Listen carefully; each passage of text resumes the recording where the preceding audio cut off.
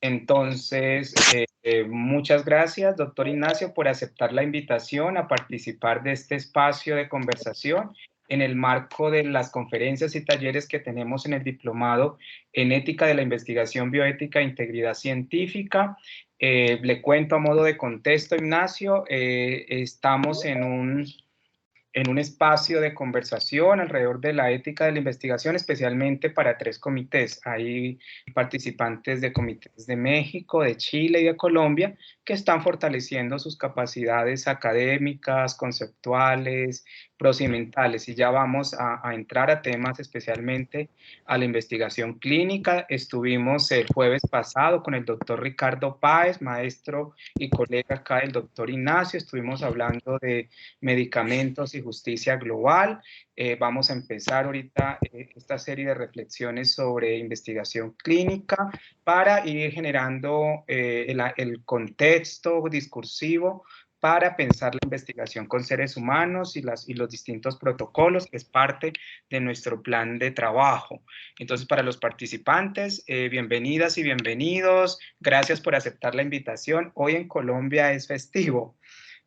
Por alguna suerte de, no sé, como de, es festivo, entonces también para los estudiantes y participantes de Colombia, pues es un día de descanso. Pues también agradecemos que estén conectados, aprovechando los conocimientos del doctor Ignacio. Entonces, le cuento, el doctor Ignacio Mora, él es médico cirujano, tiene una especialidad en audiología, otoneurología, y tiene una maestría en epidemiología clínica, tiene una maestría en bioética y actualmente cursa el doctorado en bioética. Voy a dar el ingreso. También se ha desempeñado en el campo de la investigación como investigador del Instituto Nacional de Pediatría. Tiene a la fecha, desde el 2018 a la fecha, Ignacio es presidente del Comité de Ética de la Investigación del Hospital Dalinde de México. Es evaluador de proyectos de investigación de CONACYT. Él coordina algunos centros de investigación, es catedrático de metodología de la investigación en medicina de la Universidad de La Salle.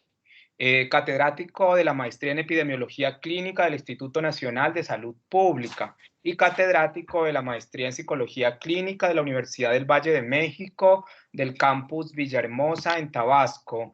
El trabajo académico de Ignacio también ha girado en torno a acompañar tesis de grado, tanto en maestría con especialidades y subespecialidades médicas. Ha dirigido más de 170 tesis. Eso es bastante importante en términos de la formación académica. Ha participado en congresos internacionales y nacionales. Ha estado como ponente y conferencista internacional en Escocia, en España, en Austria, en Italia, y ha trabajado temas de pediatría y bioética en trabajos tanto originales como en colaboración, y a la fecha hoy Ignacio recoge una experiencia investigativa en transferencia de conocimiento con alrededor de 40 artículos en revistas mexicanas e internacionales. Entonces, Ignacio, muchas gracias por aceptar la invitación, a los participantes por estar acá, y vamos a dar inicio a este espacio de conversación.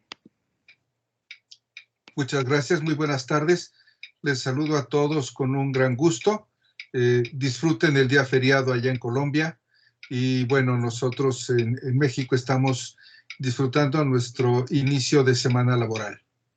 Vamos a presentar un trabajo que habíamos previamente conversado con el profesor y maestro Víctor Eligio, y bueno, pues es el que estamos viendo aquí ahora. Ya le están cliqueando para que se vea en pantalla completa. Ignacio, ¿se ve en pantalla completa? No. No, no se ve en pantalla completa. Yo lo tengo en pantalla completa, pero creo que lo puedo compartir de esta manera, por lo que no me está dejando pasarla cuando tengo la pantalla completa. No sé si habrá algún inconveniente irlo pasando No, de no, esto. yo no tengo problema. Mientras todos puedan ver. Sí. Listo. Sí. Sí, señor. Bien, listo. Vamos adelante con la que sigue, por favor. El tema que vamos a revisar es el asentimiento informado, cuando el menor es competente para asentir. Entonces, déjenme platicar un poquito de antecedentes en este tema en el pasado, muy pasado, hace muchos siglos y a principios del siglo pasado y finales del previo, cuando el profesional de la salud tenía que decidir sobre lo que había que hacer con el paciente, ya fuera para llevar a cabo el diagnóstico o el tratamiento, pues a veces le decía al paciente lo que le iba a hacer y no importaba otra cosa más que resolver el problema del paciente. Si las medidas le gustaban al paciente o no le gustaban, era algo que no era importante, la que sigue. De tal manera que veamos un poquito de línea del tiempo. Ustedes ahora están viendo el señor que está arriba, escaso de cabello, ese es Hipócrates. Él, en su juramento hipocrático, una de las frases dice: primero no hacer daño, primum non nocere. Y él fue el primero que puso esta frase y el punto relevante en la I respecto a lo que hoy compete con mucho a los comités de ética en investigación clínica. Primero no hacer daño. Tiempo después, en el año 1215, un documento en Inglaterra expresaba que nadie podía ser tocado en su persona, ni aun por el mismo rey, sin su permiso, sin su consentimiento. Y esto es la verdad que es muy interesante que desde 1215 esto se hiciera. Un poquito de la historia, hace casi un siglo, un poquito más de un siglo, en 1914 la señora Mary Schoellendorf viajó de San Francisco a Nueva York buscando que le resolvieran un problema de salud. Se encontró con su médico en Nueva York y le dijo: mire, creo que usted tiene un cáncer y hay que operarle y quitarle ese tumor que tiene ahí. La señora dijo: mire, no me va a quitar usted nada porque no quiero que me quite nada. Entonces le dijo: bueno, déjeme tomar una biopsia y hagamos diagnóstico. Bueno, está bien, consiento que me haga usted una biopsia. Entraron a quirófano y pues el médico, muy buena persona, vio que tenía un cáncer horrible, terrible, y dijo: ¿cómo es posible que yo le deje un cáncer a esta señora? Y entonces le quitó el cáncer, el tumor completo. Cuando termina la cirugía, al día siguiente le dice: señora, pues sí, tiene usted un cáncer, era un cáncer enorme, y ¿sabe qué? Se lo quité. Yo estoy seguro que usted va a estar muy contenta de que le hayamos retirado ese cáncer. Y la señora le dijo: es que yo le pedí a usted que no me quitara nada, iba usted solo por una biopsia. La señora tuvo algunas complicaciones en el posoperatorio y bueno, finalmente salió bien, todo estuvo bien, pero la señora Schoellendorf demandó al médico y al hospital porque le quitaron un tumor, le quitaron un órgano completo de su cuerpo sin su permiso.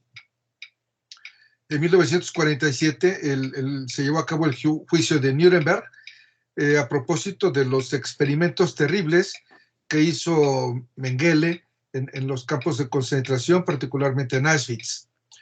Del 32 al 72, en el siglo pasado, se llevó a cabo el experimento Tuskegee, bueno, que no es un experimento, fue un estudio de investigación en el cual simplemente observaron el desarrollo de la historia natural de la enfermedad en sujetos afrodescendientes en Estados Unidos que padecían sífilis. Y pues esto fue un gran problema porque no les dieron nunca tratamiento.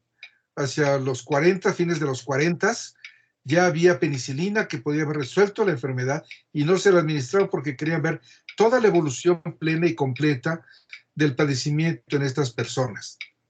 Y posteriormente, este señor que ven aquí ahora, este señor trabajaba en el Congreso, él tenía un gran problema, un terrible dolor y molestia en la espalda, y él fue a ver a su médico y le dijo: hombre, pues usted tiene un problema con un disco y necesito operarlo.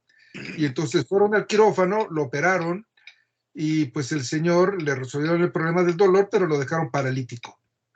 El problema no fue que lo hayan dejado paralítico, el problema es que el médico no le avisó de los riesgos que tenía la cirugía, como quedar paralítico. La que sigue, por favor. De tal manera que entonces podemos ver ahora los documentos correspondientes, el juramento hipocrático, que ya decíamos de Hipócrates, allá por el 460 a.C., y el señor que ven ustedes abajo, este señor es el juez Benjamín Cardosa.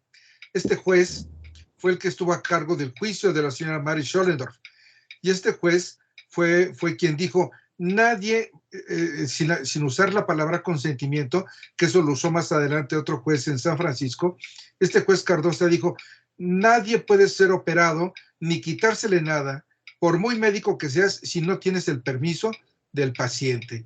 Este juez Benjamín Cardosa, en Nueva York, es uno de los pioneros en el tema legal respecto a estas cosas. Arriba ven ustedes al señor Fritz Jarr. Fritz Jarr, allá por 1927, acuñó la palabra bioética.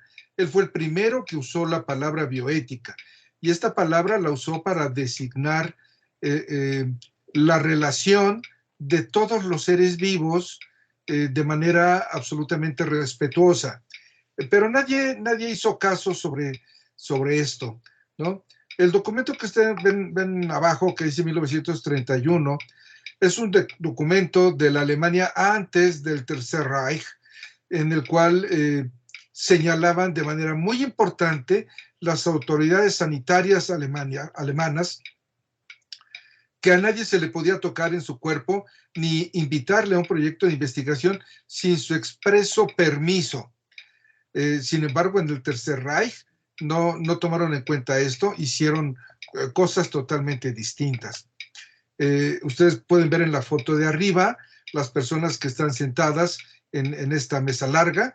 Se está llevando a cabo el juicio de Nuremberg, de donde sale después, a consecuencia de este juicio de Nuremberg, la Asociación Médica Mundial elabora un documento relevante que ya todos conocemos, que es la Carta del Helsinki. El señor que ven abajo de lentes, este señor güero es el señor Potter, no tiene absolutamente nada que ver con Harry Potter, es Franz Rensselaer Potter, y este señor Potter es un químico oncólogo norteamericano, y él retomó la palabra de Jarr, bioética, y él en su libro Un puente hacia el futuro, lo que él decía era, por favor, tenemos que tratarnos de tal manera y con tal consideración que el día de mañana nosotros como profesionales de la salud podamos seguir siendo vistos con la misma consideración con que nosotros vemos a nuestros pacientes. A eso se refería cuando hablaba del puente hacia el futuro, porque de otra manera él señalaba que el ejercicio de la investigación médica iba a quedar totalmente desprestigiado. Después surge la Carta de los Derechos de los Pacientes de la Asociación Americana de Hospitales, y casi inmediatamente en Europa surge la misma carta que la estamos viendo en francés. Y la consecuencia del estudio de Tuskegee fue el reporte Belmont.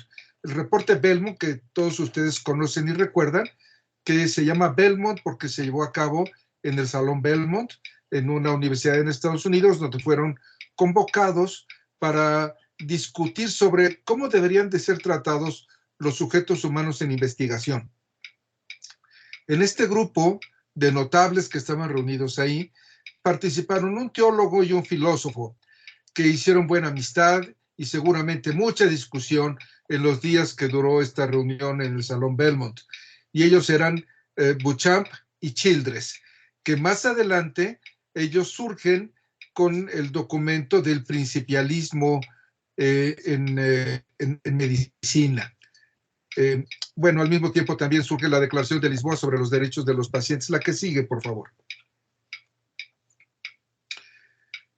También en este mismo tema, Henry de Mondeville, en Inglaterra, él viajó a Italia para perfeccionar técnicas quirúrgicas, y una de las cosas que trajo como muy importantes era todo lo que le hagas al paciente, explícaselo.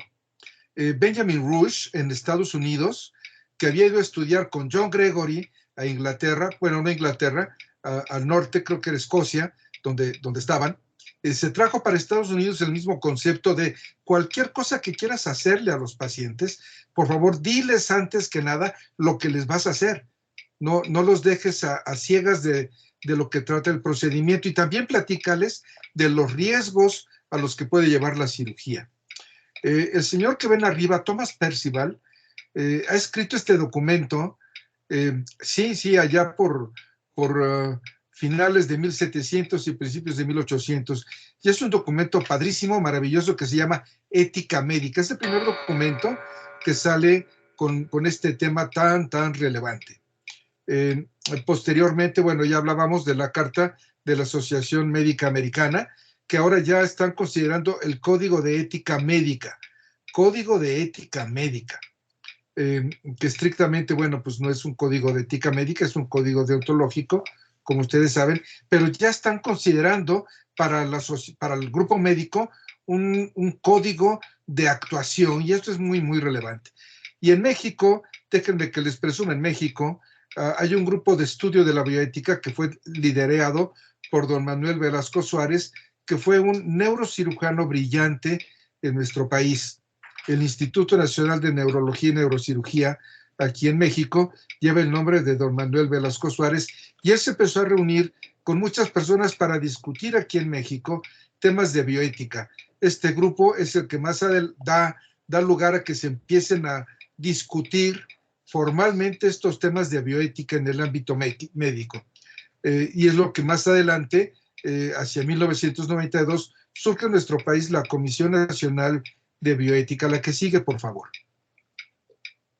Bueno, esta es la particularidad, esto último es la particularidad que ha ocurrido en mi país, pero dejen que les cuente que esto es muy importante, lo que dice Pellegrino, Edmund Pellegrino, un norteamericano, que él, en su credo religioso, él dice, bueno, si hay virtudes, él era católico, si hay virtudes en el quehacer, en el vivir del católico, pues seguramente el médico también tiene virtudes propias en su quehacer.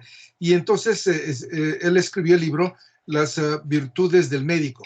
Y en él pone una relevancia grande en la confianza.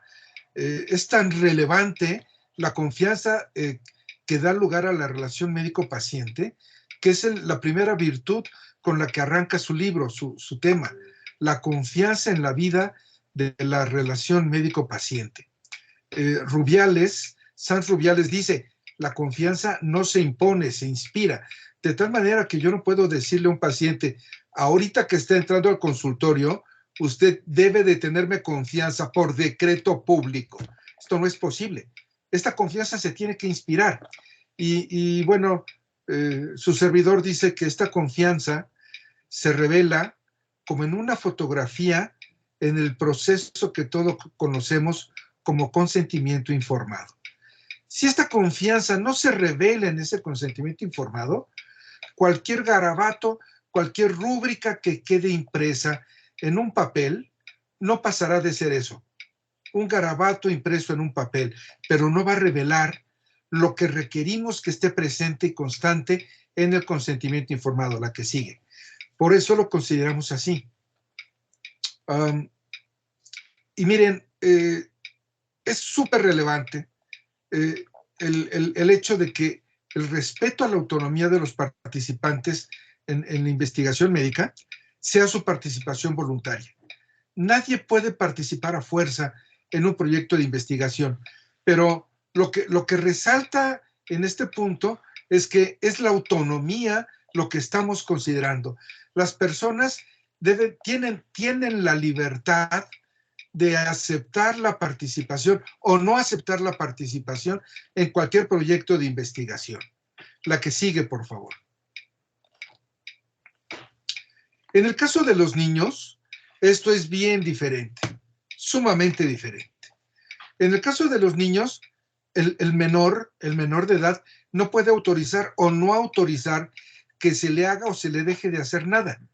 Su capacidad jurídica está limitada. Está limitada no porque no la tenga, sino porque la autoridad legislativa dice hasta tal edad tienes la mayoría de edad que te da pleno goce de los derechos que te concede la Constitución del país. En México, la mayoría de edad se alcanza a los 18 años. Antes de eso, el niño no puede autorizar ni no autorizar que se le haga nada. La que sigue, por favor. Entonces, ¿quién lo hace? Bueno, pues en el caso de los niños, el consentimiento informado se obtiene de aquellos que tienen la patria potestad del niño, que son los papás o el tutor legalmente designado. Nadie más puede autorizar nada para el niño.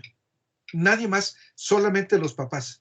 Entonces, esto es muy interesante cuando se trata de un procedimiento de atención, un procedimiento en el cual es necesario hacer cosas para el diagnóstico o para el tratamiento de la enfermedad del niño.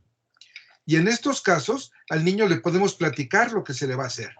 La que sigue, por favor. Entonces, ¿cuál es el gran problema que estamos viendo? Pues miren, el gran problema que estamos viendo es que generalmente a los niños no les toma parecer. ¿Por qué? Pues porque hay diferencias de desarrollos entre niños de la misma edad. De hecho, hay quienes, está el concepto del menor maduro. Y un menor, un niño de 10 años, pueden decir que es un niño maduro. O un jovencito de 14 años es maduro. Pero ¿es maduro cómo? ¿A qué se refieren con eso? Desde el término médico de la prematurez de un bebé al momento del nacimiento, pues es que un bebé puede tener escaso desarrollo para su edad gestacional, o puede tener el desarrollo apropiado para la edad gestacional, o puede tener un mayor desarrollo que el que compete para la edad gestacional. Y eso es esa es la madurez, lo que compete para la edad, el desarrollo que compete para la edad. De tal modo que un niño de 8 años, si se comporta como un niño de 8 años, pues es un niño maduro. No es un niño que sea muy maduro, simplemente es un niño maduro. Pero han considerado esto como decir que los niños, los menores maduros, son ya como un comportamiento de personas de más edad. También señalan que la experiencia de estar asistiendo a consultas o tratamientos en la vida hospitalaria puede hacer una diferencia entre los niños para tomar decisiones en un momento dado.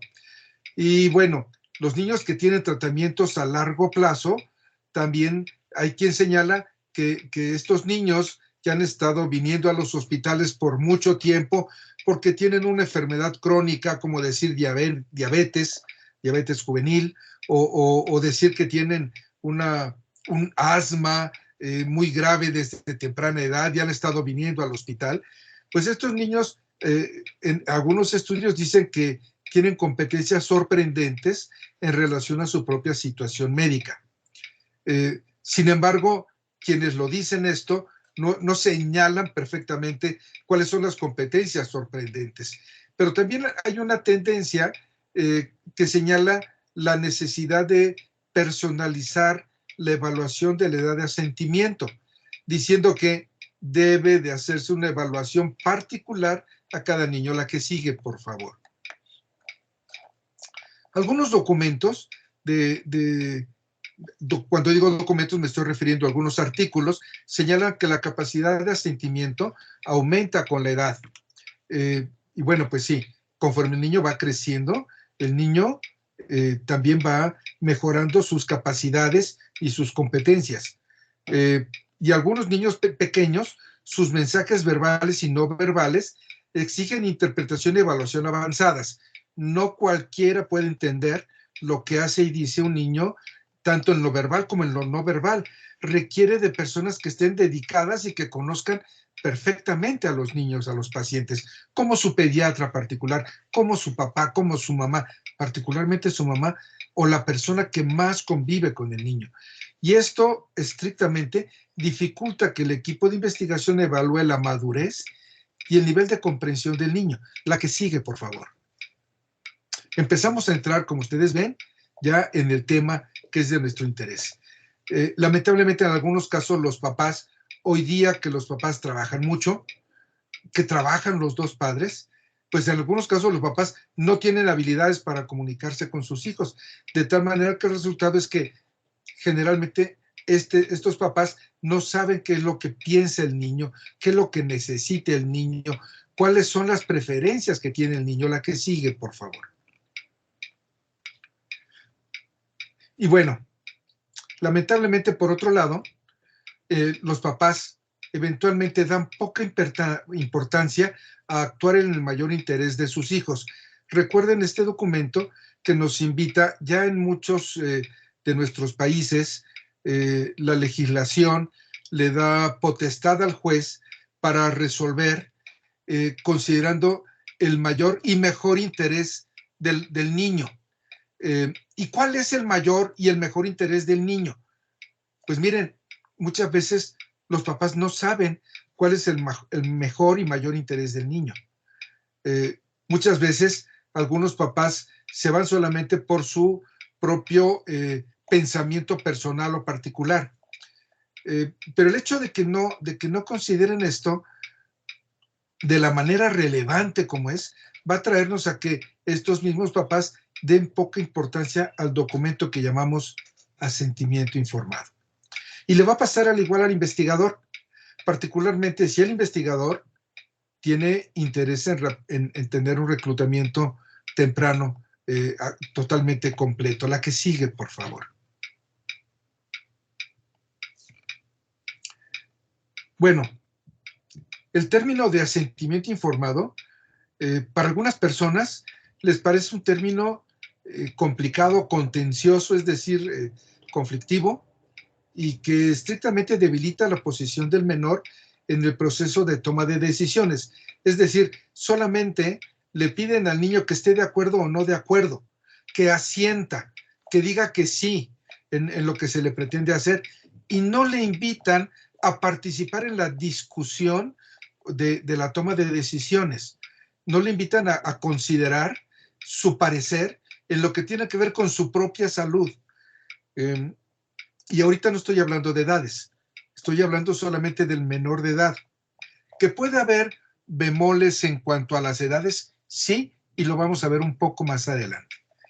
Pero lo que está muy claro es que muchos documentos oficiales, en mi país documentos de la Comisión Nacional de Bioética, en otros casos la Suprema Corte de Justicia lo ha ordenado así, que siempre que sea pertinente y que el menor sea capaz, se obtenga su asentimiento.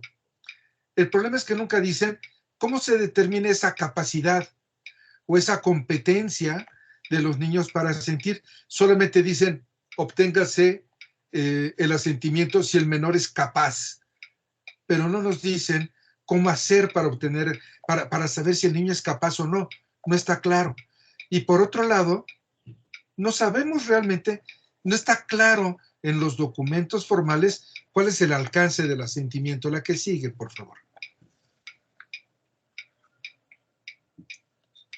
En algunos países de bajos ingresos y en algunas comunidades de bajos ingresos de nuestros países, algunos niños pueden estar mejor informados y educados que sus padres, y especialmente en algunas comunidades que hablan solamente la lengua originaria de estas comunidades, los niños pueden ser los traductores y pueden estar diciéndoles, tomando el parecer directamente ellos, eventualmente sin consultar con los papás, porque los niños son los traductores. Entonces, pues sí, en algunas comunidades los niños están mejor informados y mejor educados en lo general que sus padres. Y hay quien sugiere que en estos casos, estos menores deberían poder dar el consentimiento por sí mismos, en lo que no necesariamente yo estoy de acuerdo. Estoy expresando solamente lo que los documentos que hemos revisado nos han ilustrado. La que sigue, por favor. Entonces, yo he planteado algunas preguntas. Y por ejemplo, digamos que ya sabemos que el niño es un ser humano en desarrollo. Su madurez se va fortaleciendo. Por lo tanto, sus competencias se van fortaleciendo. Sin embargo, no sabemos cuándo la madurez de este niño es suficiente para una consulta clínica solamente. Y sí, cada uno de ustedes está pensando en un niño. Cada uno está pensando en la edad particular de ese niño. Y en ese niño, respecto de ese niño que están considerando, por favor, piensen, el niño es capaz, suficientemente maduro, lo bastante competente para ir solo a una consulta clínica. ¿Es competente para autorizar una venopuntura, que le saquen sangre? Porque la mayoría de los niños menores de 10 años y algunos adultos, cuando ven aguja, corren o lloran, ¿no? Y cuando un niño es competente para estar de acuerdo en un acto quirúrgico. Ah, caray. Sí, estamos entrando en muchos problemas, ¿no? Y cuando el niño es competente para decir, sí participo en el proyecto de investigación en el que me van a hacer un chorro de cosas y voy a correr tantos riesgos en la prueba de esta molécula que se esté evaluando en ensayos clínicos fase 3 apenas. ¡Qué barbaridad! ¿A qué estamos llegando? ¿Verdad? La que sigue, por favor. Pues miren, a nosotros nos preocupa mucho esto y les voy a platicar un poquito de Piaget. Vamos a ver 2 láminas más adelante también, cosas particulares de Piaget. Pero Piaget dice, recuerden que Piaget estudió observando el crecimiento de sus propios hijos. Y él dijo, miren, las reglas morales son igualitas que las leyes físicas. Se obedecen tal cual de 3 años a 8 años. No existe otra cosa. Y miren cómo los principios, los niveles morales de Kohlberg se ajustan casi perfectamente a lo que decía Piaget. Sí, Kohlberg estudió con Piaget. Lawrence Kohlberg fue un psicólogo norteamericano y sí estudió con Piaget. Y dice, nivel 1 es el nivel preconvencional. El estadio 1 es la moralidad heterónoma. No hay nada más. Es, tú haces esto, yo tengo que hacer esto porque papá lo dice, punto. El estadio 2 es una moralidad individualista instrumental. No hay más nada que yo voy a hacer esto porque así me dijeron que lo hiciera, punto. ¿Sí? El nivel 2 convencional, fíjense, ya llegamos ahorita hasta la edad de 10 años. Ahora vamos a ver a los chicos de 10 a 16 años. Nivel convencional, ¿sí? Es moralidad de la norma interpersonal. Ya empiezan, mientras que en el estadio 2 ponían sus reglas de juego solo los muchachos, ahora ya están teniendo la moralidad de la normativa impersonal. Ya empiezan en su vida a tener el parecer de los otros en la vida cotidiana, en las relaciones cotidianas. Y el estadio 4 absolutamente entra a la moralidad del sistema social. Y es justamente cuando viene un choque bien importante y que los adolescentes se quieren o nos queremos dejar el pelo largo y las barbas sin afeitar y vestir de tal manera y etcétera, etcétera, ¿no? El nivel postconvencional o de principios ocupa el estadio 5 y es cuando ya somos adultos y empezamos a hablar de los derechos humanos y del bienestar social y empezamos a tener distintas consideraciones en general sobre la vida, pero ya no es la vida mía nada más, sino la vida de todos los que tienen que ver conmigo. Aquí en México, mi país, como lo que está pasando o va a suceder o acaba de pasar en Colombia o en Chile o en Cuba o en España o lo que está sucediendo en Ucrania. Sí, es derechos humanos completos, ¿no? Y la moralidad de principios éticos universales o inuniversalizables, que pueden ser reversibles o no y prescriptivos o no. Sí, es el estadio 6. Y dejen decirles que Kohlberg señala que algunos nunca van a llegar al estadio 6. ¿Por qué? Pues porque requiere un poquito de más empatía en un nivel macro. La que sigue, por favor. Entonces, miren, lo que les prometí. El pensamiento es la actividad de creación de la mente. en la mente está todo aquello que es traído a la existencia mediante la actividad del intelecto. Es el diseño de la silla en la que estamos sentados o la modificación de la propia silla en esa que estamos sentados para que quede de acuerdo a mis gustos particulares. Y esa es una creación que ahorita cada uno de ustedes está haciendo en su propia mente. Y sí, para sentir es necesaria una toma de decisión que el niño debe estar en condición de hacerlo. La que sigue, por favor.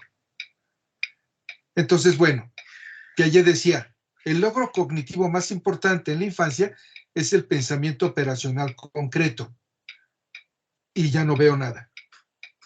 Entonces, este pensamiento operacional concreto se lleva a cabo hasta la edad de los 12 años. Antes de eso no se puede hacer. A partir de los 12 años, el niño es cuando empieza a tener ya capacidad de abstracción y de consideración particular. Profesor Víctor Eligio, dejó de pasarla. Ah, sí, gracias. Muchas gracias. La que sigue, por favor.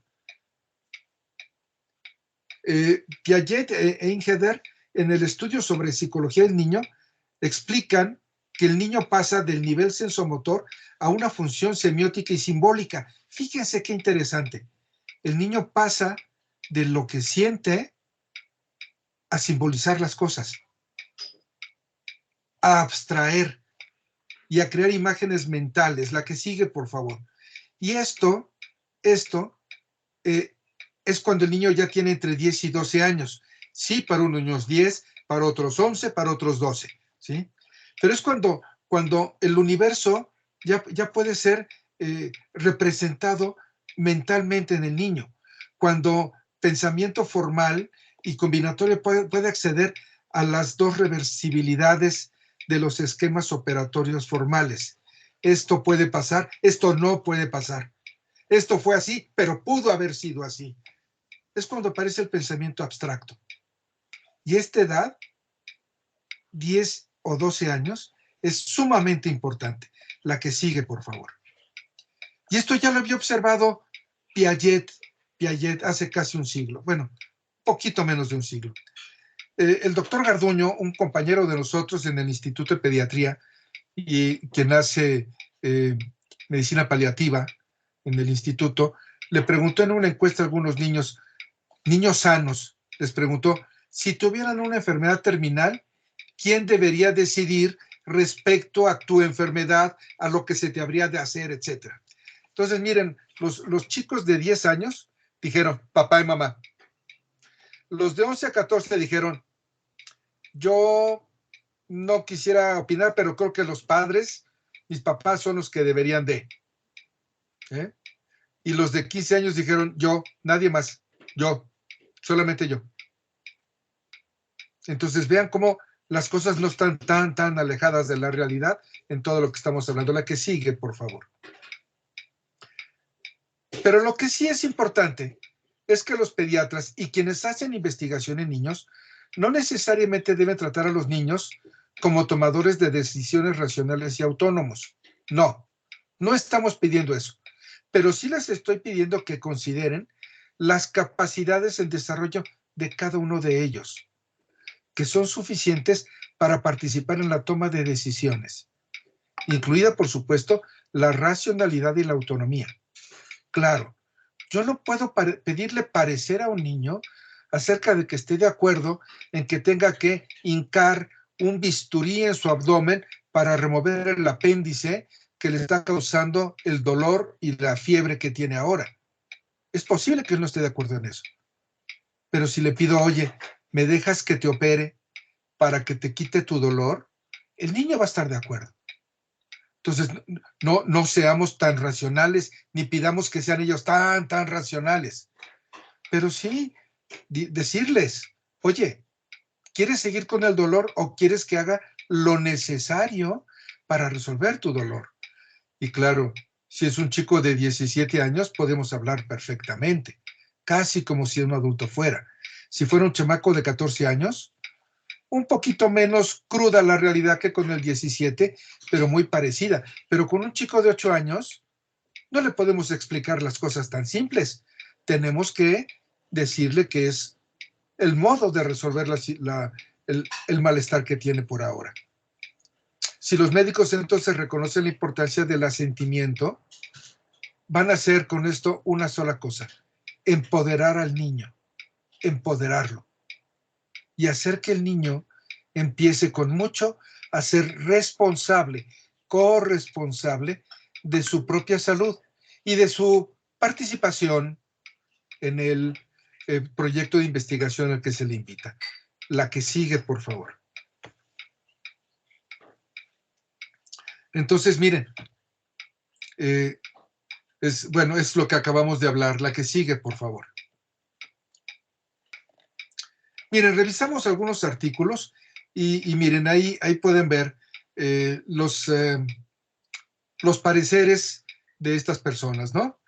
¿Qué sucede si una persona está tomando insulina y se olvida una inyección? Y entonces les preguntaron a niños. Waythorn, creo que Waythorn está en Canadá, le dijeron: niños de tan solo 9 años parecen capaces de participar de manera significativa en su cuidado personal. Abramovich dice: si las instrucciones se dan con claridad y el estudio no es complejo, la mayoría de los niños de hasta 5 años son capaces de comprender lo que van a hacer. Abramovich, esta doctora, hizo el estudio en el ingreso a un museo de actividades de niños, y ahí les tomó los grupos de niños para estarles haciendo preguntas, y fue muy interesante porque ella puede claramente decir por edades qué fue lo que se encontró en el cuestionamiento que les planteó. La que sigue, por favor. Sussman dice, les pregunta: ¿cuáles son los efectos secundarios de tomar el tratamiento? Fíjense, es una pregunta un poquito ya más elaborada. Los chicos tienen de 7 a 20 años de edad, y aunque él dice que no encuentra diferencias de edad, sí hay diferencias de desarrollo entre niños, adolescentes y adultos, ¿sí? Pero sin embargo dice que los adolescentes y adultos jóvenes no eran mucho mejores que los niños en la comprensión de conceptos abstractos. Entonces, como que no es tan indispensable para muchos, como dice Sussman, la comprensión de cosas abstractas, ¿no? Ondrusek, él habla con niños menores de 9 años y encuentra que la comprensión de la mayoría de aspectos del estudio era deficiente. Entonces, tendríamos que haber analizado y revisado qué tan complejos o qué tan sencillos eran los textos que les presentaron a los niños. Sin embargo, ninguno de ellos nos presta sus textos para poderlos analizar. La que sigue, por favor. Miller, en el 2000, le pidió a los niños que hablaran sobre lo que les gusta y no les gusta. Y entonces, mire, la conclusión es que no debemos de subestimar la conciencia y madurez que tienen algunos niños cuando abordan temas que les preocupan. Por ejemplo, hoy día muchos niños están muy preocupados por el tema del calentamiento global. Y a veces los papás estamos totalmente perdidos sobre el tema que muchos niños ya están muy conscientes. Y cuando los metemos a preguntas y a temas sobre su salud, muchos niños están muy bien conscientes de ellos, ¿no? Geller, en el 2003, dice que la mayoría de los niños querían o esperaban algún grado de participación en sus padres. Este estudio es muy interesante porque entrevistaron a diadas formadas por padres e hijos, ya sea papá e hijo o mamá e hijo. Y ellos esperaban participación de los papás, pero fíjense, estos chicos de 10 a 17 años pensaban que la decisión final debería de corresponder a ellos, ¿no? Y Burke, en el 2005, le preguntó acerca de un proyecto de investigación: ¿puedes pensar en algo bueno de estar en el estudio? Y entonces decía que al crear módulos apropiados del área de la información en niños de tan solo 6 años, pueden comprender conceptos difíciles y complejos.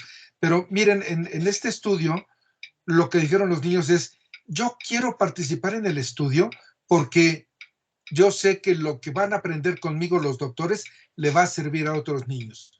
Y esa capacidad de solidaridad de los niños es asombrosa. La que sigue, por favor. En un grupo más grande de artículos que revisamos. A ver si podemos hacer un poquito más pequeña la imagen, profesor Víctor. No tan chiquita, oiga, usted se va todo al extremo, oiga. Gracias. Miren, en estos estudios que revisamos, pues nosotros pusimos en el tema central la bioética, que es el tema que hoy nos convocó a todos ahora, ¿no? Y bueno, sí, miren, siempre que se habla de bioética hay virtudes como confianza, compasión y frónesis. Llama la atención que hay quienes se metan a hablar de frónesis aquí. Por otro lado, sí hablan de principios, no tantos como quisiéramos todos nosotros, pero sí hablan de principios. Y bueno, pues el asentimiento informado es la parte central con la que localizamos los artículos motivo del estudio. Y en tema de competencia, vean todo lo que tiene que ver con la investigación en salud y miren, nivel de educación, ellos dicen que está muy relacionada con la competencia, así como el razonamiento del niño en aquellos estudios que consideraron alguna medición de la esfera mental como el coeficiente intelectual, ¿no? La apreciación del tema, la comprensión del mismo, consideran como muy relevante la expresión de una elección por parte del niño, pero también hacen un señalamiento muy importante a que debe haber más formas de medir la competencia. Y en los temas de atención a salud, porque pues obviamente en el tema de sentimiento informado hay artículos sobre investigación en salud y sobre atención en salud. Y ellos hacen relevancia en cuanto a la duración de la enfermedad, la experiencia de la enfermedad, que se trate de una patología única o múltiples patologías. La que sigue, por favor. Y sí, en algunos casos se habla de asentimiento informado y de consentimiento informado. Nosotros hemos identificado este trabajo de estos autores norteamericanos que hablan de estos estándares para determinar la competencia y hablan de estos 4 estándares. La habilidad de comunicar una elección, la comprensión de la información relevante, apreciar la naturaleza de la situación y sus posibles consecuencias, y apreciar quiere decir que le den la suficiente importancia, no más, pero no menos de la que tiene el tema, ¿no? Y manipular racionalmente la información, es decir, que les quede muy claro que si quedan en el grupo de placebo puede pasar esto, y si quedan en el grupo de fármaco puede pasar esto otro, ¿no? Que si toman el fármaco pueden haber estas reacciones secundarias o pueden haber estas otras, ¿sí? A eso se habla de manipular la información, que ellos sean capaces de manipular la información en un sentido o en otro. La que sigue, por favor. Ellos inicialmente trabajaron con adultos y enfermedades mentales. Esta prueba ya se ha traducido a varios idiomas, ya está traducida al español y para nuestro gusto, Hein ya la adaptó para uso en niños en Holanda. La que sigue, por favor. Miren, los trabajos, la propuesta que estamos teniendo en estos momentos en algunas partes, en algunos hospitales aquí, y es lo que queremos llevar en algún momento al legislativo en nuestro país, aquí en México, es uno, que haya total claridad en las normas y en los temas legislativos. No pueden decir nada más cuando el menor sea capaz y que no nos digan cómo midamos la capacidad. Amplitud en las reglas sociales, pero en las reglas sociales en cuanto a la participación de la sociedad, papás y niños, en los temas de investigación y especialmente en la participación de los niños en la toma de decisiones de su salud, ya sea para procedimientos de diagnóstico o tratamiento, como para participación en investigación. 3. Minimizar la evaluación subjetiva. No podemos seguir incorporando niños a proyectos de investigación con un me parece que el niño es competente. Creo que el niño asiente libremente. No podemos seguir haciendo subjetivamente esa evaluación. Y 4, seamos eficientes en este trabajo. La que sigue, por favor. Bueno, vamos a empezar a aterrizar estas ideas. Nosotros siempre, bueno, su servidor cuando tengo que hacer algún trabajo de deliberación, me apoyo en este triángulo. Los deberes, los valores y las consecuencias. Y en el caso particular, los deberes del médico para con el niño y la sociedad, ¿sí? Los valores propios del médico particularmente del médico pediatra, del investigador en el ámbito de pediatría, y las consecuencias que puede tener la participación del niño en el proyecto de investigación, del procedimiento médico, quirúrgico o terapéutico o diagnóstico que vamos a llevar al niño. Entonces, una forma es la forma como yo hago mi deliberación bioética. La que sigue, por favor. Pero no basta esta sola deliberación bioética. En el caso del niño, de acuerdo a cada uno de nuestros países, necesitamos indagar el derecho positivo. ¿En qué momento nos dicen qué y cómo y cuándo los niños pueden participar, pueden tomar decisión en cada uno de nuestros países? Hay una gran variedad en cuanto a las edades para que los niños vayan a consulta sin los papás cuando se trata de temas de vida sexual o de anticoncepción. Hay una gran variedad.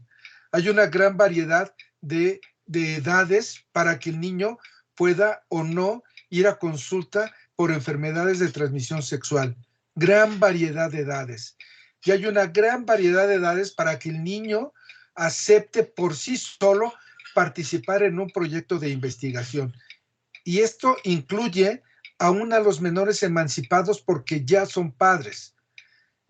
Hemos encontrado con menores emancipados porque ya son padres a los 14 años que no permiten que sus papás no les permiten a ellos tomar decisión sobre sus hijos.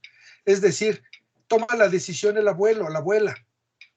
Entonces, debemos permitir que debemos pedir que el derecho positivo sea muy claro en este tema. Desde el punto de vista de la neurobiología, súper importante, súper relevante, las capacidades competenciales del niño para participar en esto. Súper importante. La que sigue, por favor. ¿Sí? Entonces, ahora quedamos de esta manera. ¿Sí? Por un lado, nuestros deberes, por otro lado, nuestros valores, y por otro lado, las consecuencias, y por otro lado, las competencias del niño per se, lo que nuestro derecho en cada uno de nuestros países dice, y las virtudes, por un lado del médico, y por otro lado del menor, en que tenemos que estar atentos para que el asentimiento informado sea eso, un verdadero asentimiento con total información en manos del menor. Muchas gracias. No sé, creo que ya no hay, no, ya no más. Es para terminar y decirles muchas gracias por su amable atención y paciencia. Doctor Ignacio, muchas gracias por compartirnos este trabajo que no solo recoge su trabajo como investigador, sino también resultado de su práctica médica especialmente, y tal vez este es de los temas más complejos a los que la investigación clínica se ve confrontada. Y vamos a abrir el espacio para los participantes si tienen algún comentario, pregunta, observación o en algo que quisieran profundizar o aclarar. Vamos a abrir los micrófonos. Quienes pueden solicitar la palabra si tienen en la aplicación esa opción, o tomar el micrófono. Los escuchamos.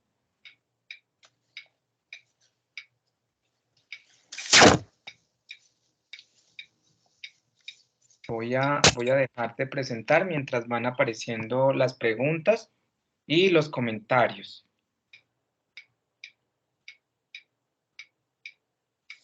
Entonces, los escuchamos, pues, la profesora Viola, la doctora. Hola, buenas tardes. Bien, soy abogada, mi nombre es Viola, soy abogada. y también soy tutriz, curatriz por el Consejo de la Judicatura acá en Guadalajara, Jalisco. A mí me preocupa mucho los asentimientos en los menores.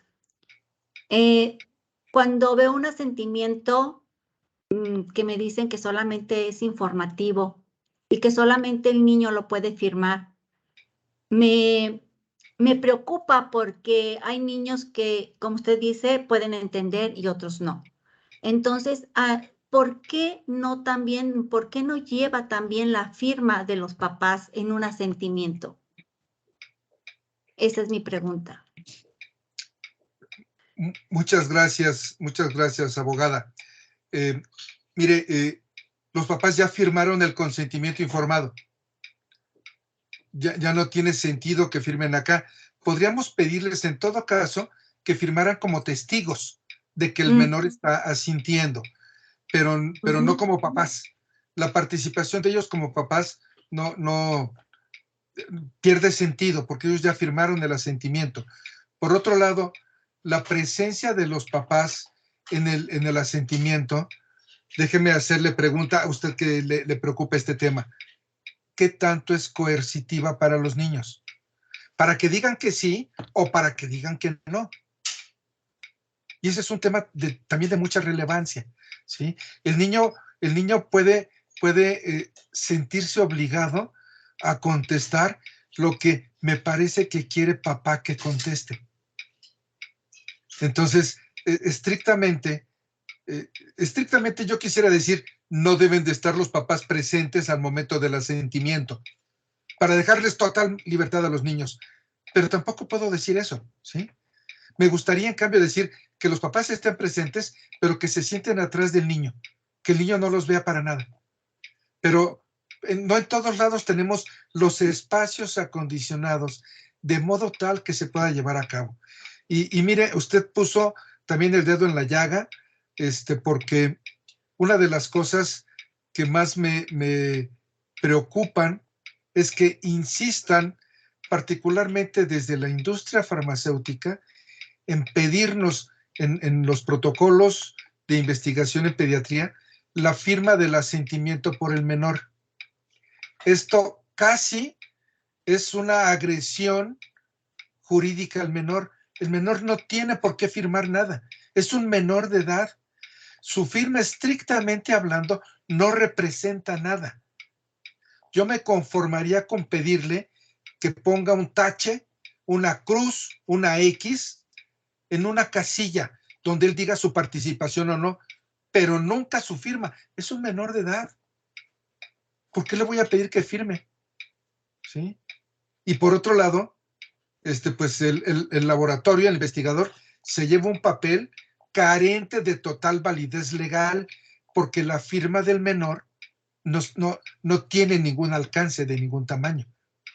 Y si no lo tiene en el término legal, mucho menos en el término bioético. Muchas gracias. Sí, yo entiendo esa posición porque sí, efectivamente, a veces los niños se sienten intimidados. He estado en escucha de menores y realmente a veces sacan a los papás para que el menor pueda desenvolverse bien, ¿no? Y sí, muy cierto, esa firma no tiene validez, pero a mí era a lo que yo iba no es tanto que diga sí o no, sino que verdaderamente el niño entienda lo que le van a hacer, que le expliquen verdaderamente lo que le van a hacer, porque hay niños que sí puedan entender y hay otros que no. ¿Verdad? Entonces, hay algunos consentimientos también en que también los papás no saben los derechos que pueden tener en esos consentimientos de estar con su niño, estar ahí a un lado de las revisiones que les van a hacer. Entonces, creo que también eso debe de estar muy bien explicado en los consentimientos también, aparte, cuando se trata de menores. De acuerdo, totalmente de acuerdo. Muchas gracias por sus preguntas y comentarios. Gracias. ¿Alguna otra pregunta del auditorio? Hola, al Hola. doctor Mora. Hola, ¿sí me escuchan? Hola, buenas tardes. Sí, señora, escuchamos a Lau. Debe ser Laura, ¿sí? Soy Laura. Ok, Hola, soy odontóloga. Yo estoy en México, en una ciudad, de la Ciudad de México. Al tema que está súper importante, la razón el doctor, manejo de conducta de acuerdo a edad. Yo, por ejemplo, en lo que puedo aportar es que a mis pacientes puedo pasar solo conducta y el niño tiene perfecta la capacidad de entender cualquier un poquito más de Creo que no se entiende bien, perdón. perdón. ¿Hay intermitencia, Laura? Es decir, las expresiones quedan cortadas. Ok. A ver. Le podemos pedir que nos ponga por texto el comentario porque efectivamente no entendí la pregunta, el comentario está muy cortada. O si quiere Laura, vuelva, ingrese Laura y mientras, a ver si mejoramos el audio. Gracias. Ok, está bien. Listo. Sería Laura, que volvieras a ingresar a ver si en tu dispositivo se mejora el audio. Ahí está mejor. Profesor Víctor, el señor Filiberto Álvarez Campos está levantando la mano, aunque físicamente. Listo, entonces, Laura, vamos a darle la palabra a Filiberto y ya retomamos con su merced, ¿vale? Listo, Laura. Doctor.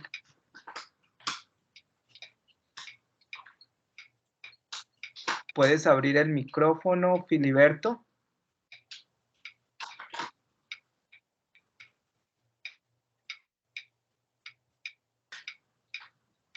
Todavía no tienes el micrófono abierto. Ah, que no estaba alzando la mano, ¿sí? Lidia, ¿tenía la mano levantada?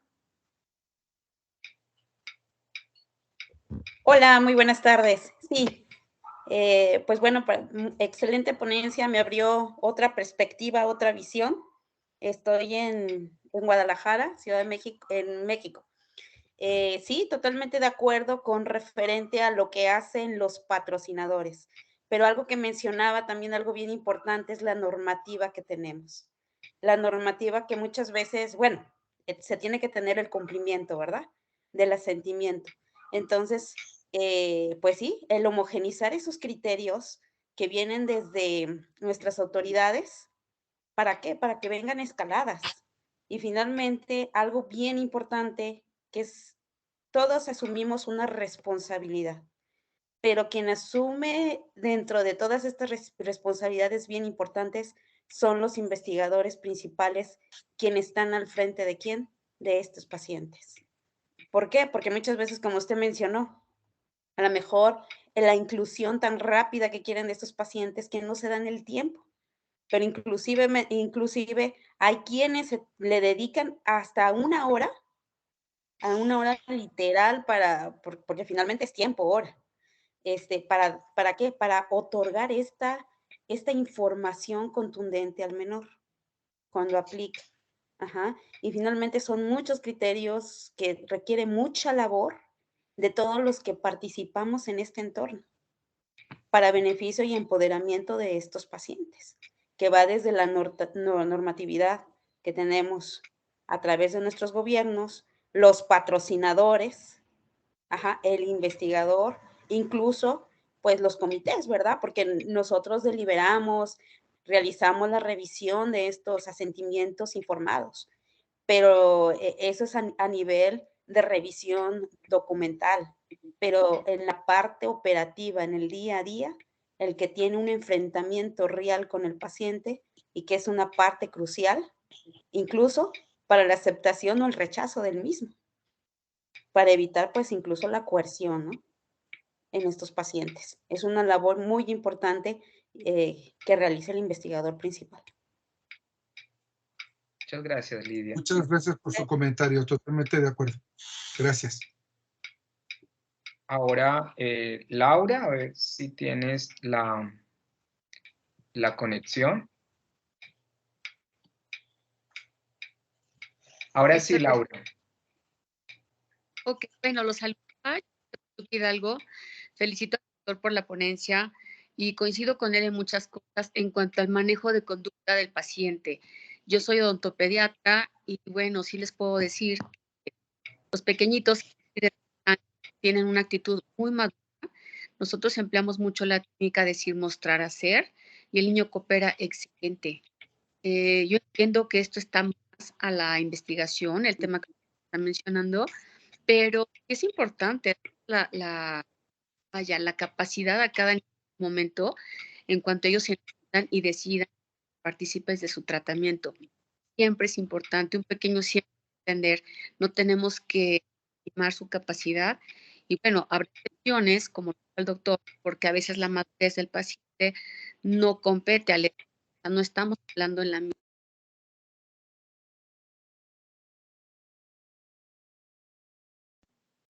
Se le fue nuevamente el audio, Laura. ¿Silenciaste el micrófono por alguna razón? ¿Ahí estoy? Ahora sí. Oh, perdón, se movió el teléfono.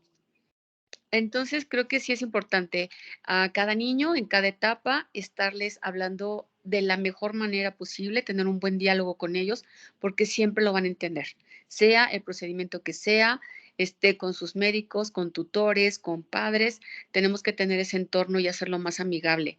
La pandemia cambió muchas cosas y creo que nos hace mucho más humanos, mucho más en un estudio o en una enfermedad en la cual el niño tenga que participar. Y pues los felicito a todos por estar al pendiente de ellos, de sus valores y sobre todo por la niñez en México. Y claro, también de cualquier otro lado, que sean respetados sus valores y que también escuchen su voz y su decisión. Felicidades y bonita tarde.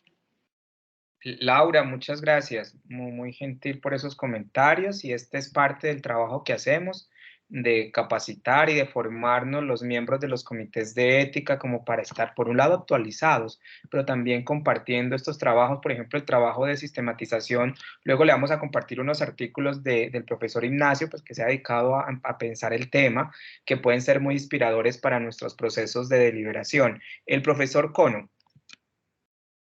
Gracias, profesor Víctor. Doctor, a mí me llama la atención precisamente en este proceso del asentimiento informado, donde Piaget nos ayuda con su descriptiva del desarrollo del niño como una guía que nos puede facilitar esa interacción con el menor. Sin embargo, bueno, todos sabemos que el desarrollo no es una situación uniforme en los niños.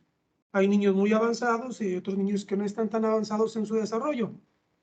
Acá en México, usted lo sabe, en materia de juicios, se da la figura de la escucha del menor, donde hay un grupo interdisciplinario que acompaña al juez para escuchar al menor, para escuchar su opinión, para escuchar su sentir. ¿Usted cree que eso pudiera servir acá en el asentimiento informado como para facilitar esa interacción con el menor y poder desentrañar un poquito más la libre expresión de sus sentires y de sus emociones del menor? Porque, digo, parece que es una tarea muy complicada y requeriría de algunos instrumentos como para poder valorar en qué medida se ha dado el desarrollo del niño que pudiera entender todo lo que está pasando en un protocolo de investigación. Entonces, mi pregunta concreta es, por un lado, ¿valdría la pena formar ese equipo interdisciplinario para la escucha del menor? O por el otro lado, también generar recursos a través de herramientas que nos ayuden a justipreciar y valorar el desarrollo del menor para poder pedir su asentimiento e inclusive su consentimiento, no como un formato de vacilada que no sirve para nada en este momento. ¿Está apagado el micrófono? Tienes el micrófono apagado, Ignacio. Lo siento. Muchas gracias por tan interesante pregunta. Por principio, no tenemos herramientas validadas en México. Su servidor está trabajando por validar la herramienta, el instrumento del doctor Appelbaum y Griso sobre la herramienta para determinar competencia. Pero déjeme que le platique lo que hizo la doctora Irma Haen en Holanda. Ella hizo el trabajo con niños y lo replicó después en un lugar de Holanda, y lo replicó después en Rotterdam con niños de varias especialidades, incluyendo cáncer, inmunología, etcétera. Y la conclusión es la siguiente: de 12 años en adelante, los niños pueden asentir sin mayor problema. De 9 años para menos, los niños no tiene caso que le presentes el asentimiento, no les alcanza su nivel de desarrollo para comprender el asentimiento. Estamos hablando de Holanda. Y los niños de 10 y 11 años, hay que hacer evaluación personalizada. Digamos que un niño de 10 años vale la pena que le hagas la determinación de la competencia para ver si se le aplica o no el asentimiento. ¿Qué hacer con los niños menores de 9 años y con los no competentes? Nos basta con el consentimiento informado firmado por los padres. No nos metemos en más complicación, ¿ok? Gracias, Cuando la población es competente, un niño de 10 años que resulta que si es competente, le presentas el asentimiento y de acuerdo a lo que decide el menor, tomará parecer.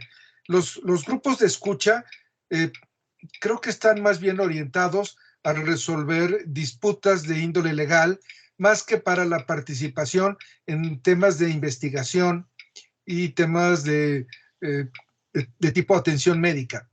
Sin embargo, déjenme recordarle que esta misma herramienta, Applebaum y Griso, la usaron con niños, con jóvenes menores de edad en situación de conflicto con la ley. Y lo que ellos buscaban era determinar si el menor de edad era competente para comprender el alcance de sus palabras en un juzgado. Es decir, recuerde que en los juicios en Estados Unidos, si dices, bueno, yo sí, bueno, sí me doy culpable. No. ¿Cuál es el alcance de que digas que eres culpable? ¿No?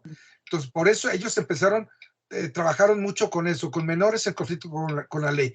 Y también han trabajado con menores de edad, con enfermedades mentales de tipo de esquizofrenia y este tipo de cosas.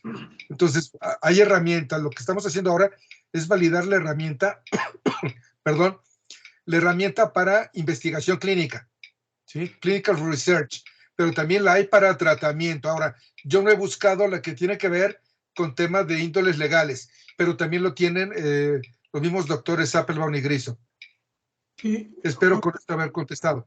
Ahorita que comentaba, doctor, como la función que tiene la escucha del menor en los juicios, me ha tocado, también soy abogado, me ha tocado la oportunidad de dar cuenta de la escucha de menor que permite decidir al juez sobre quién otorga la custodia del menor, porque muchas veces hay una cuestión de alienación de parte de un padre respecto del hijo para perjudicar al otro, y resulta que esto no es desentrañado sino a través de esa escucha del menor, donde el juez a través de ese equipo interdisciplinario descubre y desentraña realmente dónde está el problema o dónde está el ambiente más nocivo para el menor.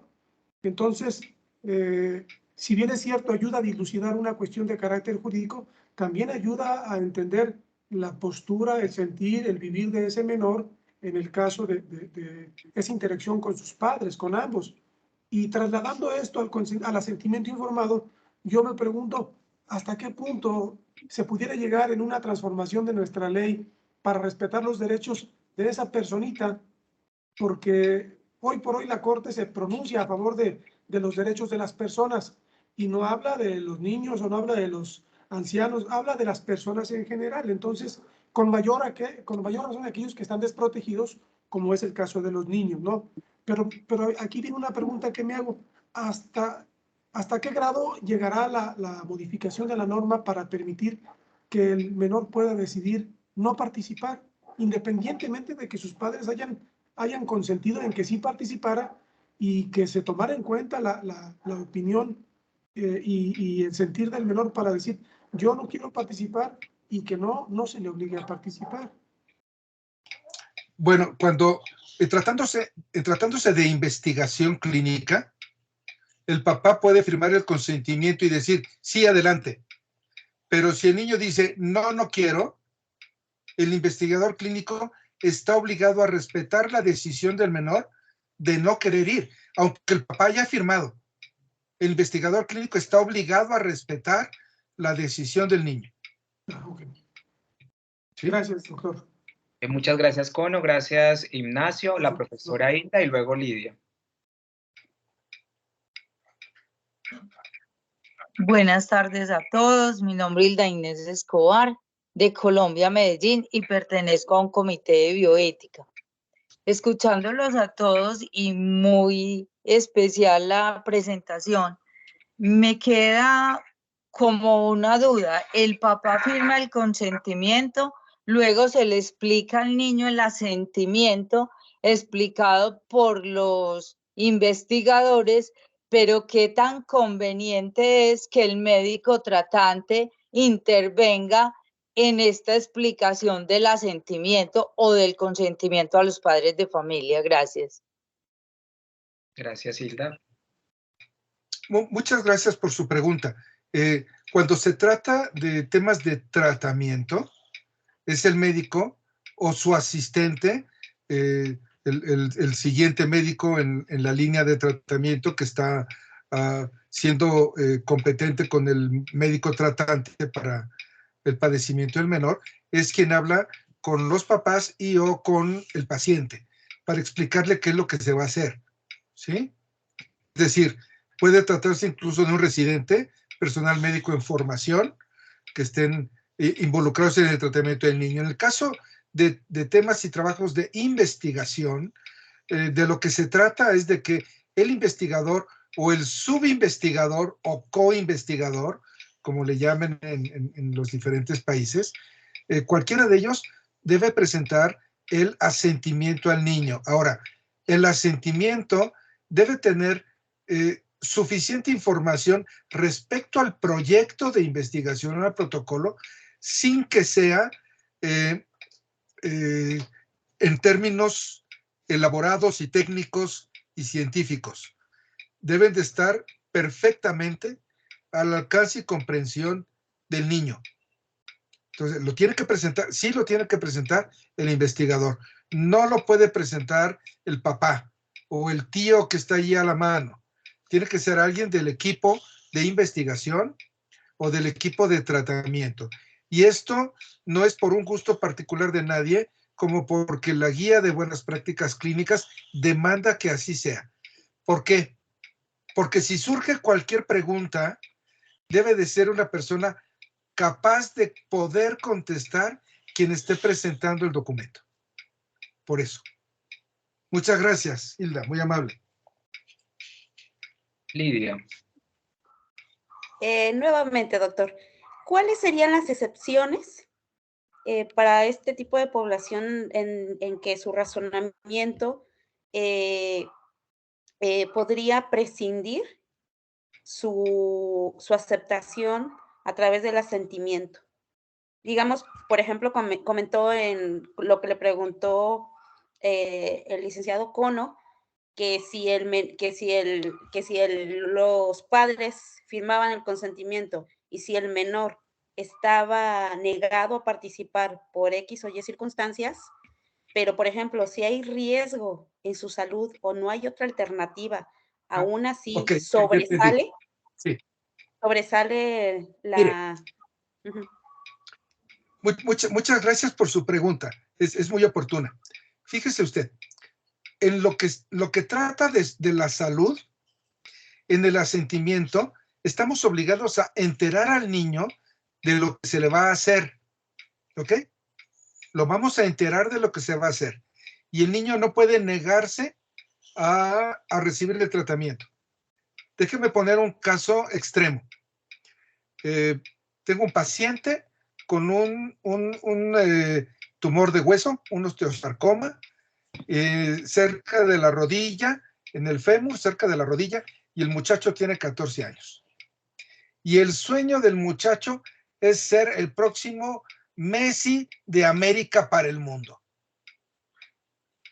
El tratamiento del osteosarcoma, se lo voy a decir de una manera fácil y sencilla como es, amputación. ¿Ok? No tenemos todavía quimioterapia suficientemente buena para evitar la amputación. Todavía no. ¿Ok? Entonces el niño, yo le voy a decir, no está de acuerdo en la amputación. Pero el niño no es que esté de acuerdo o no con la amputación. Si le preguntamos, oye, ¿quieres vivir o no vivir? El niño va a decir una palabra muy clara, quiero vivir. Pero no quiero que me quiten mi pierna. ¿Pero quieres vivir? Sí, ok. Entonces vamos a tomar tu postura de que quieres vivir. Déjame resolver lo otro de la mejor manera posible. ¿Ok? Ahora, cuando se trata de investigación clínica, si el niño dice, no quiero participar, no es que no quiera la amputación o sí, sino no quiero participar en este proyecto de investigación que está probando esta pastilla o esta inyección o esta medicina. No quiero participar. Oye, es que es la medicina que te va a curar mejor que la que estás recibiendo. No importa, no quiero participar. ¿Por qué? Porque me cayó gordo ese doctor, no quiero participar. Le estoy diciendo una cosa ridícula, ¿sí? Pero si el niño dice, no quiero participar, no importan sus razones, no quiere participar y tenemos que respetarlo. Eso no quiere decir que no le vamos a dar tratamiento.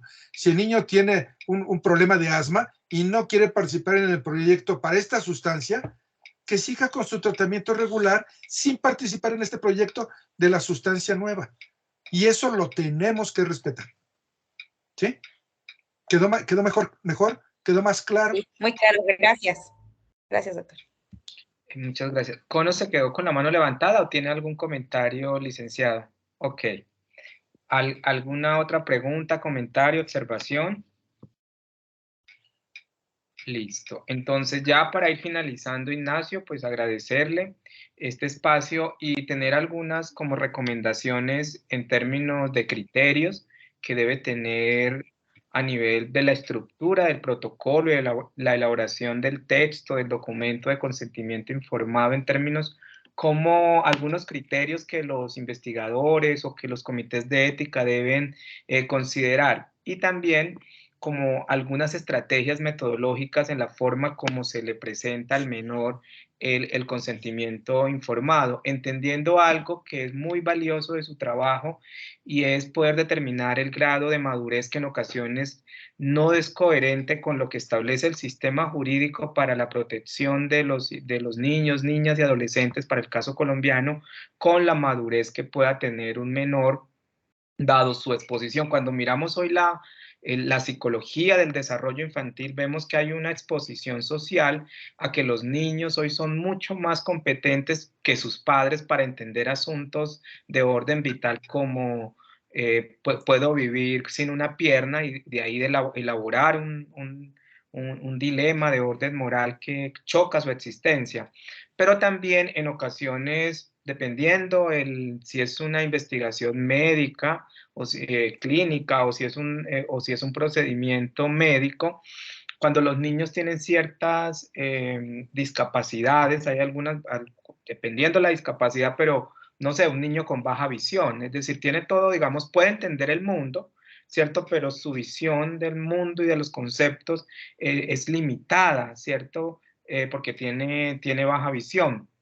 Pero también en términos de recomendarnos metodológicamente, cuando los niños pueden asentir en el lenguaje, es decir, digamos, dependiendo de la estructura lingüística, ellos pueden aceptar o no, en el caso de que acepten, cómo poder entender también otros elementos lingüísticos no verbales y no alfabéticos, es decir, no sé, posturas corporales, es decir, cómo poder en el proceso de recolectar el consentimiento, en ocasiones está en algunos casos privilegiado por la cultura alfabético, hay que marcar, hay que escribir dependiendo del nivel de escolaridad del niño, pero también poder identificar otros aspectos semióticos que son muy importantes y que el investigador o el equipo debe considerar, porque en última de lo que se trata es, y de estos espacios, que tengamos como cosas que a veces no nos alertamos y no nos damos por enterados, no porque no queramos, sino porque no tenemos como esa sensibilidad para mirar aspectos que son relevantes en la obtención del asentimiento. Entonces, para resumir un poco al punto, es decir, qué criterios cree que se deben tener en cuenta para este tipo de documentos y qué metodologías que puedan ser muy útiles para nosotros? Muchas gracias. Pues estamos en pañales, profesor Víctor Eligio, estamos en pañales todavía. El asentimiento, como ustedes ven, inicialmente estamos discutiendo la competencia de comprensión del documento en niños de 6 años en adelante. Antes de eso, recuerden el esquema que les mostré de la moralidad, del desarrollo de la moralidad de Kohlberg. Antes de los 6 años es muy complejo y no estamos en condiciones de hacerlo. El niño todavía no está en situación de expresar algo que verdaderamente esté comprendiendo los alcances. El niño puede que diga sí, pero no sabemos a qué está diciendo que sí. Entonces, es un problema muy grande todavía. El proyecto de trabajo que tenemos por ahora solamente está con evaluar en los niños que tienen la capacidad de comprensión. El sueño que tenemos es de poder hacer la aplicación de esta misma herramienta en un protocolo más grande, donde podamos participar colegas de varias partes del país, de varias partes de nuestra América, y una vez que hayamos terminado con lo que habríamos de hacer con los hispanohablantes, seguirnos con los no hispanohablantes de nuestras localidades, es decir, las poblaciones originarias, que para empezar tienen cultura diferente, ¿no? Empezando ya con el lenguaje diferente, su cultura es diferente, y también tenemos que ver qué se está haciendo ahí en esa parte. ¿Qué tenemos ahorita? Pues ahorita todavía no hay más nada más que lo que estamos platicando, ¿sí? Estamos en el proceso del proyecto de investigación en nuestra área, en nuestra Ciudad de México, y todavía no tengo resultados para compartir con ustedes. Tenga por seguro que cuando tenga resultados voy a tocar la puerta para que me permita compartirlos con los que están ahora aquí presentes. Bienvenido. Lidia tiene la mano levantada, se le quedó del... Ok. No, pues que sí, muchas gracias por compartir el conocimiento. Ok. Entonces, doctor Ignacio, participantes, muchas gracias a todas y a todos. Tenemos nuestro encuentro el jueves, nos vamos a acercar a temas ya de la investigación latinoamericana. Entonces, no tengo acá la pieza gráfica para todavía mostrársela, no me la han enviado porque acá están todavía en el feriado, pero apenas Comunicaciones me envíe la pieza, yo se las envío, los agendamos. Agradecerles también a los invitados, estos son unos espacios para aprender, para enriquecernos, para mejorar nuestras capacidades de deliberación moral en los comités de ética y en la práctica investigativa en general. Entonces, muchas gracias a todos y todos, que tengan una feliz tarde. No sé si el doctor Ignacio se quiera despedir con algunas palabras. Solamente recuerden el pie que tenían las transparencias. El niño es un ser humano, es una persona en desarrollo. Muchas gracias. Gracias. Feliz tarde para todas y todos. Gracias, felicidades, doctor. Adiós. Excelente. Gracias. Gracias. Gracias a todos. Muchas gracias. Gracias a todos. Muchas gracias. Buenas tardes a todos. Gracias. Hasta luego. Mucho gusto. Adiós, Saludos. adiós.